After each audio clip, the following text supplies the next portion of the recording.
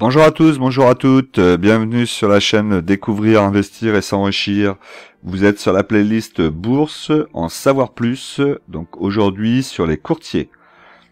Alors, nous allons regarder ce premier petit graphique, donc c'est les courtiers en ligne restent 2 à 3 fois moins chers que les banques. Donc ça c'est admis quasiment par tous ceux qui font de l'investissement ou du trading, hein, quasiment. Aujourd'hui, les banques ne rivalisent, mis à part une, ne rivalisent pas du tout avec les courtiers en ligne. Et on va pouvoir le voir par la suite. Alors ici, l'exemple qu'on nous donne, c'est l'achat et la vente d'actions sur Internet. Donc ordre de 5000 €, nous sommes à 24 €, soit 0,49% chez un banquier. Et pour un courtier, 10,20 €, donc 0,2%, ce qui est quand même assez important. Et pour 10 000 €, nous sommes à 48 €, soit 0,48%. Et chez un courtier, 16,50 €, soit 0,17%. Ensuite, on nous montre les droits de garde annuels. Donc vous avez des droits de garde qui se font régulièrement chez certains courtiers pour le compte titre ordinaire, mais aussi pour le PEA. Alors pour 10 000 € et 5 lignes, vous avez 50 € de frais, soit 0,5% par an. Chez un courtier en ligne, 0. Pour 60 000 € et 10 lignes, vous avez 199 € de frais, soit 0,33%. Chez un courtier en ligne, vous avez 0. Donc rien que là déjà, on voit la différence très importante de ce que ça peut donner sur une année complète, le fait de l'avoir chez un courtier en ligne ou chez une banque.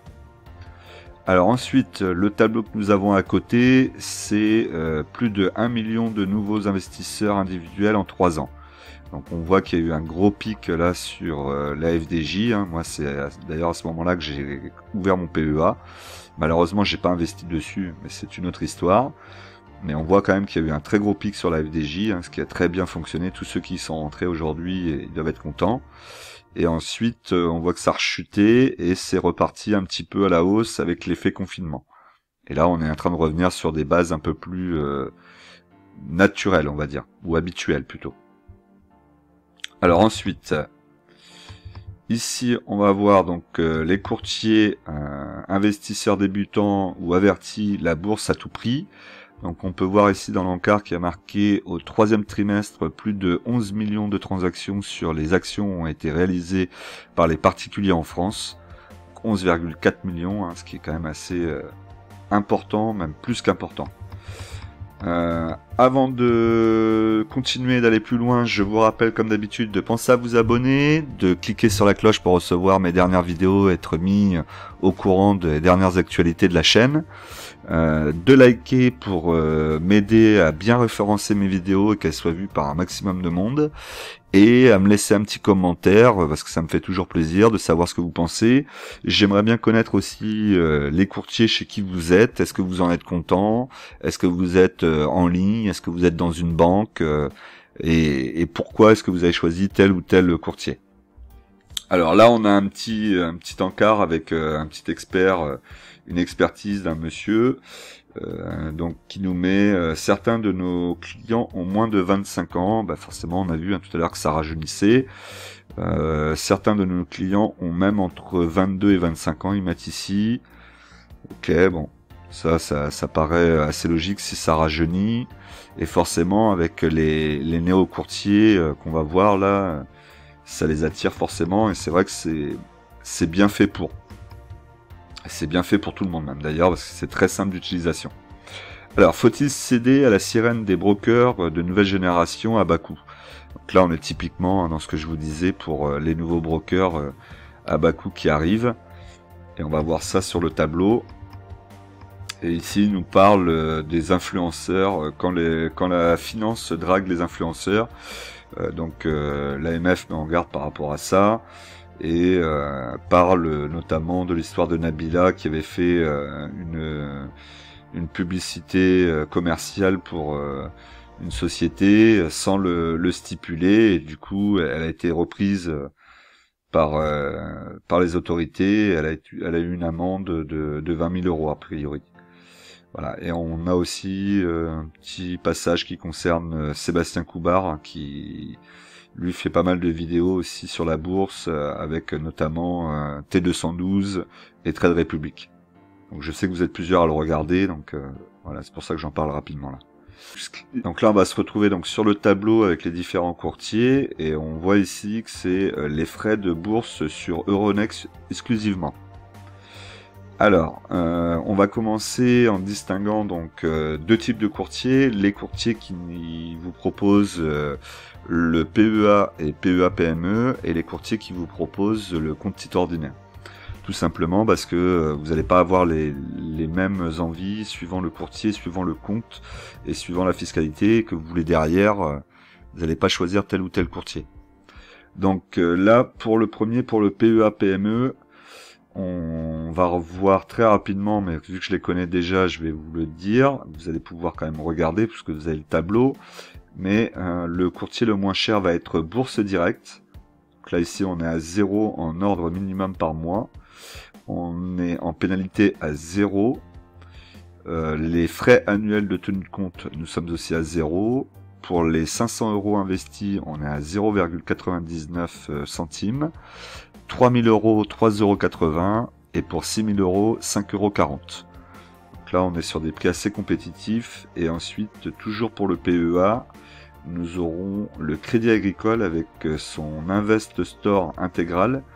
Attention, je mets quand même une petite alerte dessus. Ici, il nous parle de Île-de-France, donc à vérifier, parce que le Crédit Agricole a cette fâcheuse habitude d'avoir des grilles tarifaires qui sont très compliquées et en plus différentes d'une région à l'autre. Donc vérifiez bien que dans votre région, vous soyez bien sur ces prix-là, mais sur l'intégrale, vous êtes, en tout cas en Île-de-France, à 0 en ordre de minimum par mois, 0 en pénalité, gratuit sur les frais annuels de tenue de compte, 0,99 jusqu'à 500 €, 2,70 € jusqu'à 3000 €, donc c'est-à-dire moins cher que Bourse Direct qui est à 3,80, et 5,40 sur 6000 €. Donc là, ça pourrait être assez intéressant. Il faut quand même vérifier par rapport à votre département, ou votre région plutôt. Et aussi bien voir par rapport aux ordres minimum par mois, parce qu'il me semblait que le Investor intégral était à 24 ordres minimum par mois. Par an. Pas par mois, par an, pardon. Donc voilà, dites-le moi dans les commentaires si certains d'entre vous sont sur cette plateforme. Dites-le moi par rapport au PEA, si vous êtes à 24 ordres minimum ou pas. Sinon, effectivement, ça peut être quelque chose d'assez intéressant. En plus, vous êtes directement lié à une banque physique reconnue. C'est plus sécurité, je trouve, que d'être chez Bourse Direct, qui pourrait, dans une quinzaine, une vingtaine d'années, disparaître, hein, sachant que moi, je suis sur du très long terme. Le jour où j'arriverai à 50 ou 60 000 € sur mon PEA, le transférer dans une autre banque ou chez un autre courtier en ligne va pas être si simple. Donc voilà, donc là, vraiment, ces deux-là, c'est les deux meilleurs pour le PEA. Quoi qu'on en dise. Alors, pour des raisons différentes, on va avoir Crédit Agricole, donc pour les frais à vérifier, hein, toujours, j'insiste bien dessus, mais si c'est bien ça, c'est intéressant. Mais on va avoir surtout une très belle plateforme assez moderne, pas mal d'informations, des graphiques qui sont bien détaillés, on peut bien travailler dessus. Au contraire de Bourse Direct, qui elle est sur une plateforme qui date des années 2000. On est sur des tableaux Excel presque, hein, c'est vraiment très moche.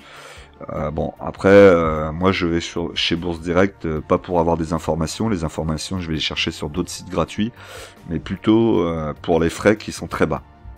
Voilà, et j'espère que ça va continuer comme ça, et j'espère aussi que Bourse Direct saura aussi se renouveler et innover un petit peu aussi dans les années à venir, qu'on va pas rester sur une plateforme aussi vieillissante pendant 200 ans. Donc voilà. Donc pour les PEA, pour moi les deux meilleurs c'est ceux-là. Crédit Agricole, Investor intégral et Bourse Direct, quoi qu'on en dise, c'est vraiment les moins chers pour les frais. Si on va chercher les frais. Si on va chercher de la qualité avec du service et tout ce qui va avec, effectivement, peut-être que d'aller dans une banque classique, ça peut être intéressant pour vous, même si vraiment, quand même, je vous le déconseille parce que les frais sont vraiment trop élevés et au final, vous allez quasiment rien gagner sur la bourse puisque tout vous sera mangé par les frais divers. Donc vraiment, si vous allez en bourse, je vous conseille de vous former, de demander conseil, d'apprendre, de lire des livres, et plutôt d'aller sur des plateformes qui sont moins chères où vous pouvez vous débrouiller vous-même. Ensuite, pour la partie donc compte titre ordinaire classique, on va avoir aussi deux catégories qu'il va falloir distinguer. En France, on va souvent avoir des courtiers qui vont avoir des prix pour acheter sur Euronext. Donc comme si vous aviez le PEA, hein, mais sauf que là c'est sur le compte titre ordinaire que vous les achetez. Et vous allez avoir des prix différents et des frais différents sur les bourses étrangères, notamment tout ce qui va être le Nasdaq, les bourses européennes hors Euronext. Donc là, on reste toujours sur les bourses Euronext. Donc si j'étais sur un compte titre ordinaire, c'est pareil, on va avoir deux brokers qui vont nettement se différencier, hein. Je vous laisse les regarder, mais je vous donne déjà de qui il s'agit. Et donc forcément, les deux qui se dégagent du lot vont être Trade Republic, le premier. Donc, Trade Republic, nous sommes à 0 en ordre minimum par mois. En pénalité, donc 0 aussi. Gratuit sur les frais annuels de tenue de compte. Et nous avons 1 euro de frais externes par transaction. Donc jusqu'à 500 euros. Donc ça c'est très intéressant. Ensuite, 1 euro de frais externes par transaction pour les 3000 euros. Et 1 euro de frais de transaction externe pour les 6000 euros.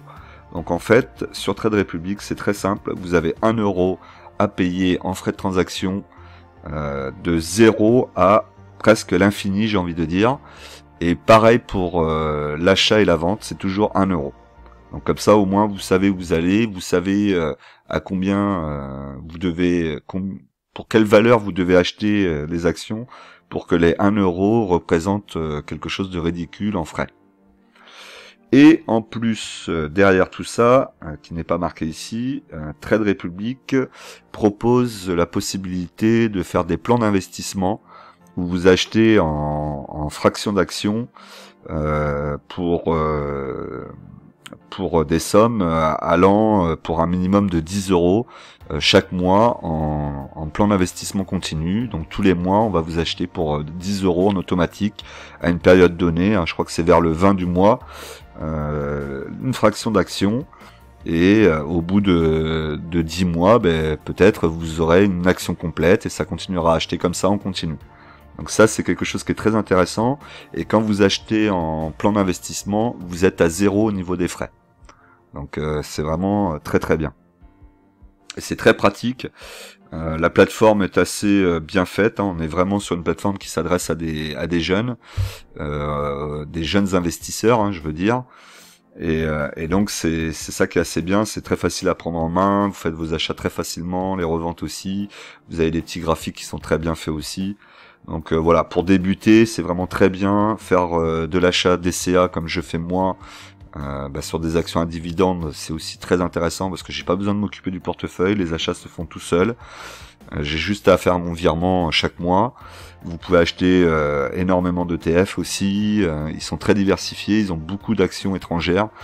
Donc voilà, c'est vraiment très intéressant, notamment par exemple pour entrer sur des grosses valeurs comme Amazon, des choses comme ça qui coûtent très cher. Rentrer en fraction d'action, ça reste très intéressant.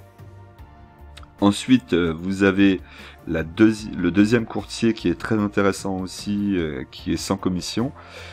Lui, zéro commission, c'est XTB. Donc XTB offre zéro commission, donc 0 en ordre minimum par mois, 0 en pénalité, gratuit pour les frais annuels de tenue de compte, et en termes d'actions, 0 jusqu'à 100 000 euros, et au-delà 0,20%, donc ça représente pas grand-chose, 0 euros, 0,20% jusqu'à 100 000 euros, Et ensuite, donc je pense que c'est la même chose, hein, c'est qu'ils ont dû mal frapper là à mon avis, mais c'est 0 € aussi pour jusqu'à 100 000 € d'achat. Et pour 6 000 €, c'est pareil, jusqu'à 100 000 € d'achat, c'est 0. Donc là, XTB est encore plus intéressante, hein, puisque là, on paye rien jusqu'à 100 000 €. Pour arriver aux 100 000 €, pour les petits investisseurs comme moi, par exemple, ça va pas être demain. Après, pour des plus gros, ça peut peut-être poser problème. Et encore que, après derrière, c'est 0,20%. Ça me paraît pas être excessif non plus, mais bon, à voir quand même. On verra le jour où je serai dans cette situation. Là par contre sur XTB on va être sur une plateforme qui est développée par leurs propres développeurs.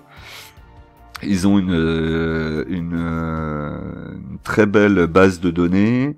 Ils ont un service graphique qui s'appelle Xstation, si je dis pas de bêtises, hein. Donc, qui a été fait par eux avec leur propre mode de graphique et comme eux ils voulaient les voir. C'est une très belle plateforme qui est faite pas mal aussi pour les day traders, hein, c'est-à-dire ceux qui font de l'achat-revente toute la journée. Bon, pour du long terme, ça peut être aussi très intéressant, sachant que elle est basée en France. Donc du coup, vous n'avez pas, ils ont des bureaux en France. Vous n'avez pas la possibilité d'avoir le PEA, mais par contre, vous avez l'IFU en fin d'année. L'IFU est en fait un récapitulatif qu'on vous envoie et qui vous permet de savoir ce que vous allez devoir déclarer aux impôts. Donc c'est très important aussi de penser à ça quand on va chez un broker, que le broker soit en France de préférence, comme ça au moins vous avez les IFU, vous êtes sûr, ou alors qu'ils vous le garantissent. Donc XTB a des bureaux en France, donc on a l'IFU, on est tranquille pour notre déclaration. Trade Republic s'engage aussi à nous remettre un IFU pour pouvoir déclarer à nos impôts, donc on va voir ça cette année, hein, puisque moi j'ai ouvert mon compte quand ils sont arrivés tout au début en France, donc en début 2021. Donc là on est bientôt à la fin de l'année, donc on verra après quand ils vont pouvoir nous donner l'IFU ou pas.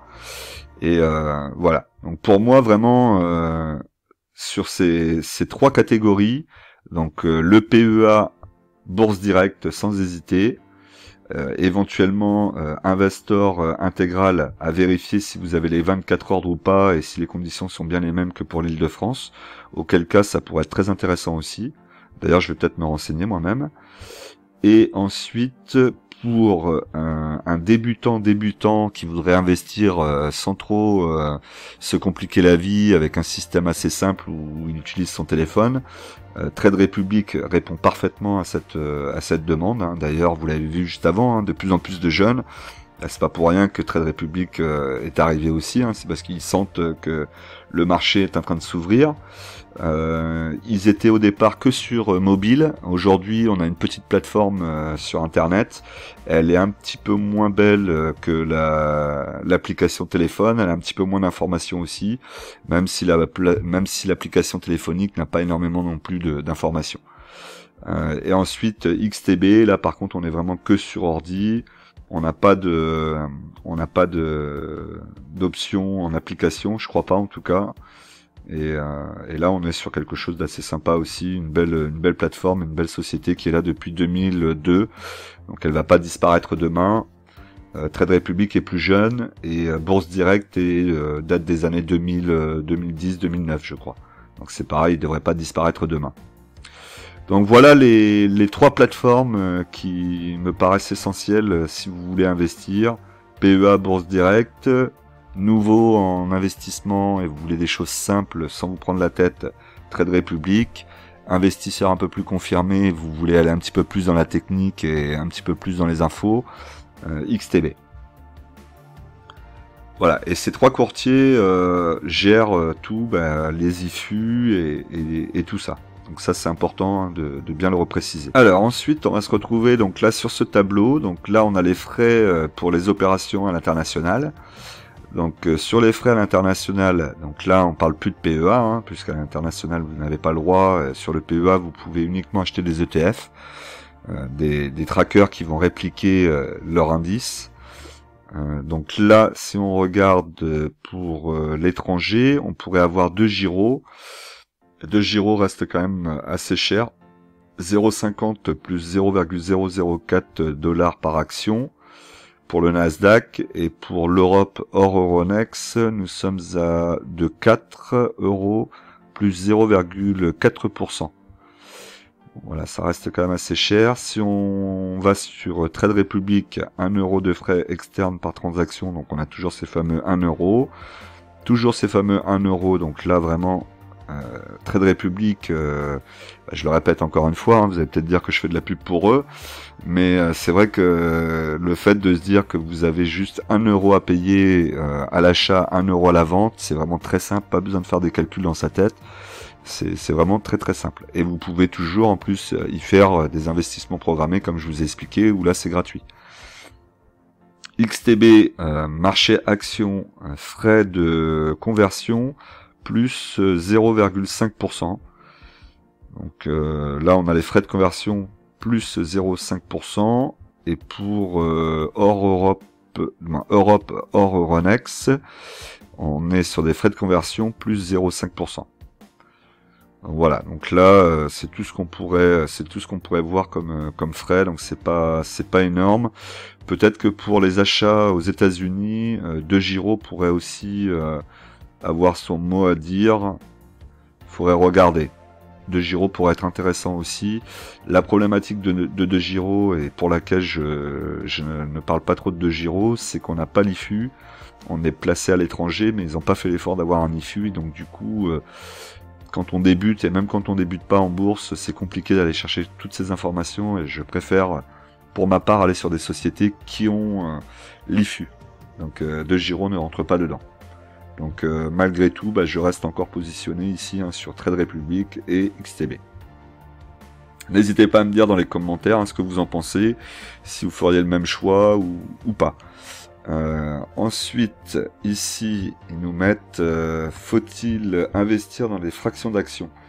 Donc les fractions d'actions, il faut savoir que c'est très intéressant pour les deux parties. Je m'explique. Pour l'investisseur, mais aussi pour le broker.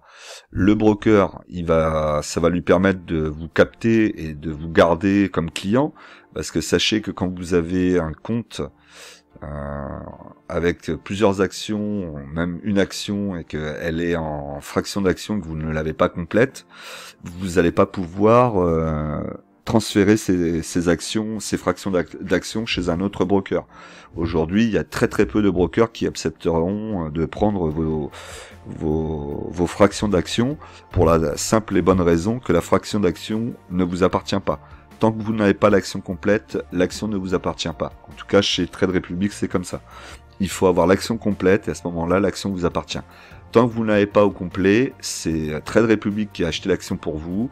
Elle a donné des fractions d'action à plusieurs personnes qui font l'action. Et après, quand vous arrivez à une action complète, vous l'avez réellement. Voilà, donc ce qui veut dire que si je veux partir de Trade Republic et que j'ai 10 lignes avec 10 fractions d'action et que j'ai que des fractions, aucune action complète, ou des actions complètes mais qui sont avec d'autres fractions, soit je serai obligé de revendre toutes ces fractions d'actions pour revenir à des actions complètes et pouvoir transférer, soit je serai bloqué. Donc voilà pourquoi ça peut être aussi intéressant pour les brokers. Donc ça c'est la première chose.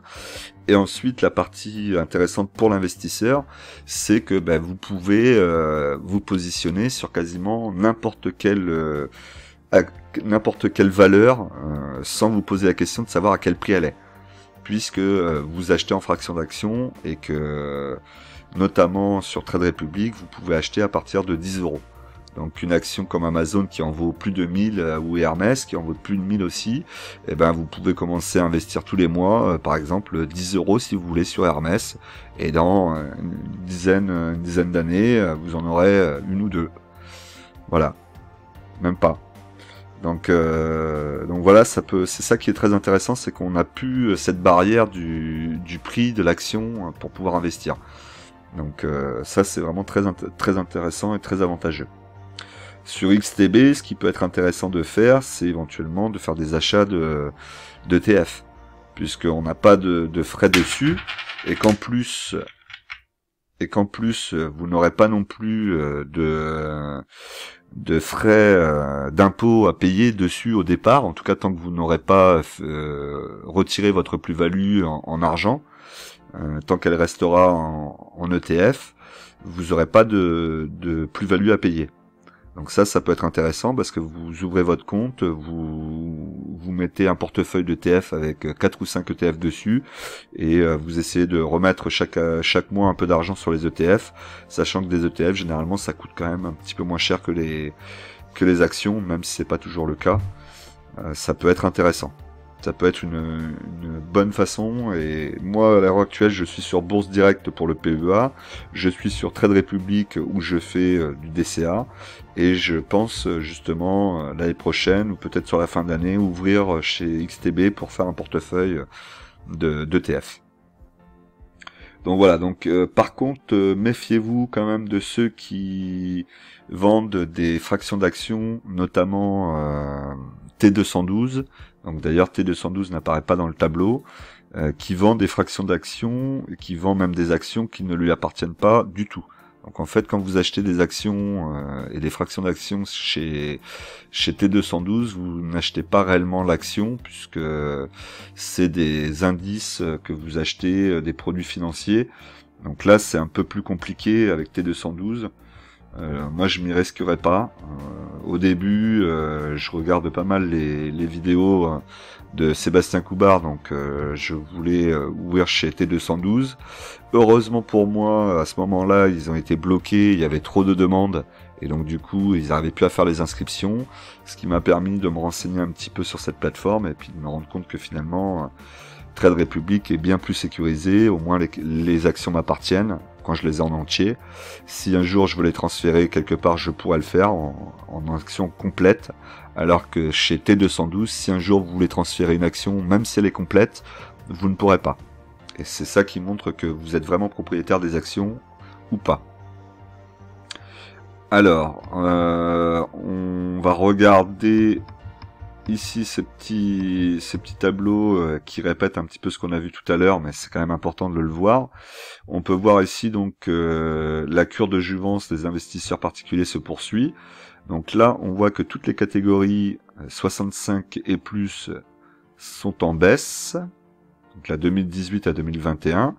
Les 35-64, pareil, ça baisse. Et par contre, pour tout ce qui est des moins de 35 ans, on voit que ça augmente progressivement, mais assez fortement quand même. Puisqu'en 4 ans, on a gagné presque 10%. C'est assez important. Et donc, tout l'intérêt de ces nouveaux néo-brokers, comme on peut dire, entre guillemets, qui arrivent maintenant sur la place pour essayer de venir capter quelque part de marché. Et c'est pour ça que ça va démocratiser de plus en plus. Il faut savoir qu'aux États-Unis, les Américains, c'est beaucoup plus dans leur culture, lorsqu'ils ont de l'argent de côté, de pas la mettre en banque et de plutôt l'investir sur les marchés américains. Nous, en France, on a cette culture d'aller investir sur le livret A, alors qu'en fait, c'est pas un investissement, c'est nous faire perdre de l'argent chaque année. Voilà, donc j'espère que ça vous a plu pour cette première vidéo de cette nouvelle playlist. N'hésitez pas à me le dire dans les commentaires, c'est important, et puis même pour moi, pour que je continue, que je vous fasse d'autres vidéos bourse à savoir. Je vous dis à très vite, et n'oubliez pas qu'en investissement, les impatients payent pour les patients.